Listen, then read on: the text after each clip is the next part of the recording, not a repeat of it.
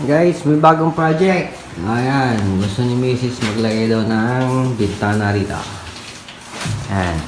So, bubutasin natin yan guys. Ito. Para may tayong additional na ventilation. Tsaka liwanag na rin. Ayan. Kaya, binalutan po natin yung ating mga natirang hindi pwedeng tanggalin. Itong cabinet tsaka range hood. Tapos itong ating gas range. Ayan. Yung ating cabinets, yung rep, tinanggal namin. Ayan. Ito guys, butasin natin to. Tapos lagyan natin ng grills. Sa labas or sa loob, hindi ko pa alam guys. At kung anong bintana dyan, jealousy raw or sliding. Tingnan natin. Ngayon, butasin muna natin. Ayan. Tapos dito, takpan na natin guys ng plastic para yung alikabok ay isolated lang dito lang sa loob. Hindi na magkalat kasi kagrinder natin yan. Gagawin ko nga pala ay bubutasan ko muna sa mga kanto. Ayan. Mga kanto, palalampasin natin, patatagusin natin sa kabila, sa likod. At doon natin sila mamarkingan at doon natin sila gagrinderin para hindi masyadong grabing alikabok. So dito guys, mag-grinder man tayo, konti na lang.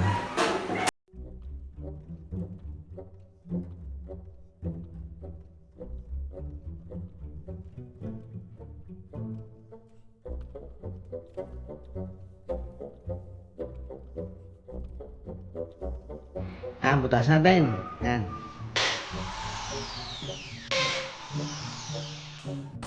Guys, ito tayo sa likod. So, ito na yan. Yan. Tapos ito. Yan. Yan ang gagrinderin natin.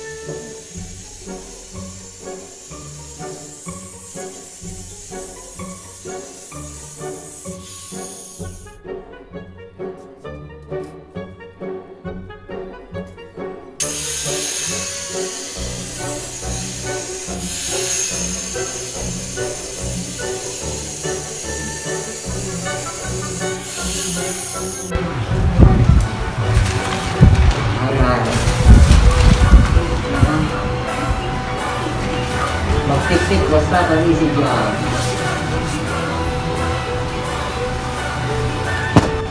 Ayan guys, ang resulta. Kabok. Butas namin yan. Tunong ko sige man. Isang ko. So, plasteran na lang natin. Iwasan. Tsaka yung doon. High-tip na linisan ito guys. So, buong bahay at puro alikabok. Grabe. Hi guys, operation linis naman. Puro alikabok. Oy.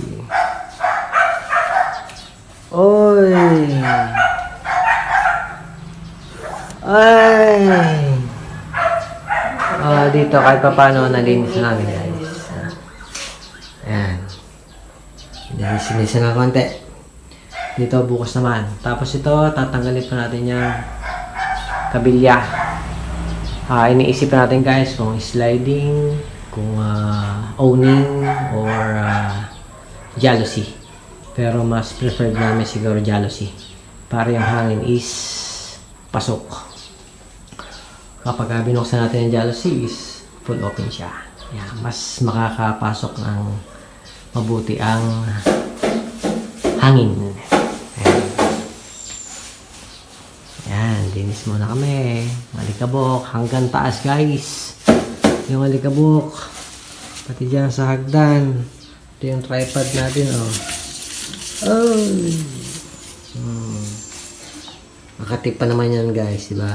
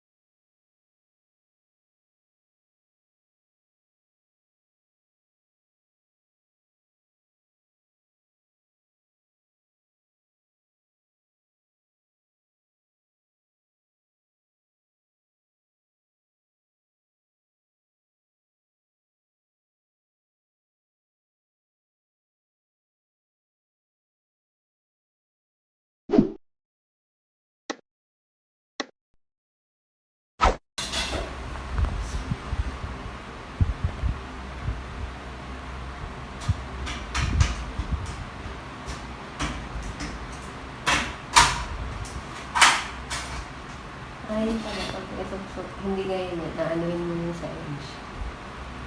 Yan pala yung isok-sok mo.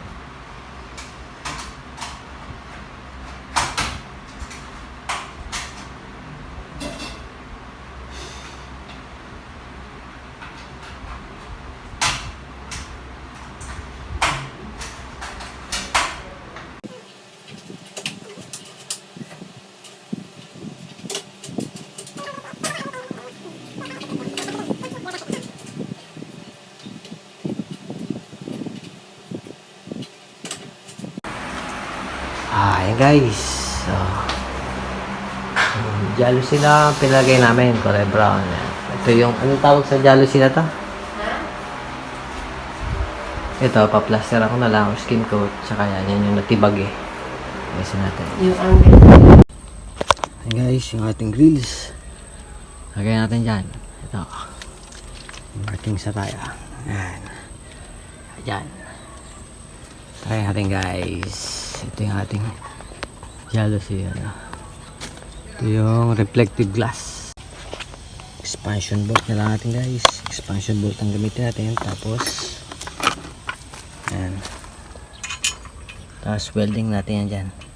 Para siguradong hindi matatanggal. May welding natin. I-spot natin yan dyan. Diba? Para secure.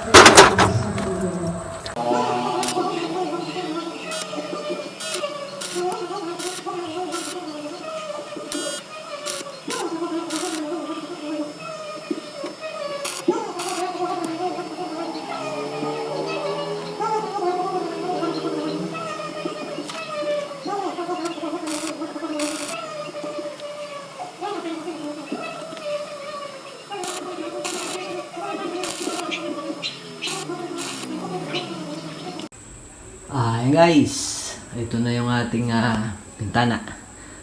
Ang pinalagay nga pala namin dito ay jealousy, pero hindi ito yung ordinary jealousy na tulad dito. Ito yung typical na jealousy. Ayan. Medyo matigas siya. Ayan. Medyo matigas. Ito kasi plastic na siya. Ayan na. Ayan.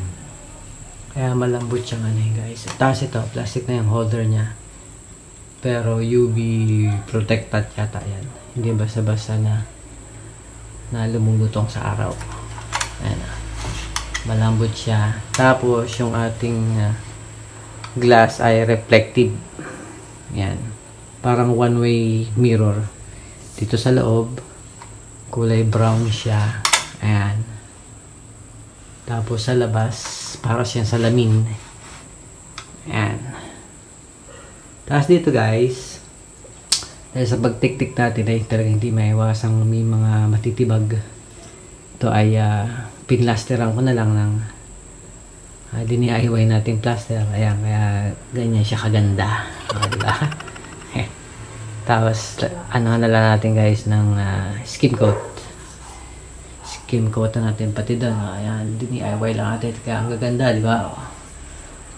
Para mga professional lang, ha? Di ba? Mga sablay-sablay ang pagkakat. Ito, pinturahan natin ulit. Ayan. Tapos nalagyan natin ng grills. Yung grills na hindi ko na ipakita ang videohin. Tulad lang na dati. Pag magawa tayo ng grills. Ayan. Nakabit na natin sa likod. Tapos, winelding po natin expansion bolt. Tapos, winelding natin dito sa grills para secure lang na hindi basta-basta matatanggal kung may magtangkama na pumasok. Ayan. Kasi wala tayong paglalagyan guys ng grills dito sa loob o sa labas. Kasi manipis lang itong pader na to. Nasa 3 inches lang. So, hindi siya malalagyan ng grills dito kasi tatama na dito. Ayan na. Ayan. Lampas na dito sa pader. So, kaya nga pala guys, jealousy na isip namin ni Mrs. Kasi, kung sliding lang yan, maganda nga tingnan. Pero, kalahati lang din na mabubuksan yan. Di ba? Pag sarado dyan, ito lang ang bukas. Pag sarado dito, doon lang ang bukas. At least, pag jealousy, pag inopen mo ganyan, talagang ang hangin niya, lampas. Ayan. So, ayan. Yan ang update dito sa bahay. Additional na improvement. Ang price nga pala niyan guys is 2,000. Ayan. Sa mga gustong magka-idea kung magkano pagawa namin. Ang sukat nga pala nito guys ay 40 by 120. Ayan. Tapos pinagdalawa nila. Alanganin naman kung mahaba yan. Diretso. So katamtama lang guys. Dalawa. Tapos itong meron silang pinost dito sa gitna. Tapos naka-tox yan. Naka-secure sila guys. Hindi basta-basta na matatanggal. At kung tatanong po kayo kung saan namin pinagawa ay ito po. Ayan, hindi po ito sponsor Ito po ay nagustuhan lang po namin yung kanilang trabaho kasi pulido naman magtrabaho. Ayan po, screenshot nyo na lang yung kanilang number. Ayan. Sila rin po ang gumawa nitong aming screen doon. Tapos guys, nga pala, dahil ganyan na yan, lalagyan na rin natin dyan ng blinds. Ayan. Yung iniikot lang. Mas maiksi lang. Naka-customize siya. Meron naman na ngayon kahit sa online, makaka-order na tayo ng blinds na customized na dito sa paglalagay niya. Dito sa dimension niya. Ayan.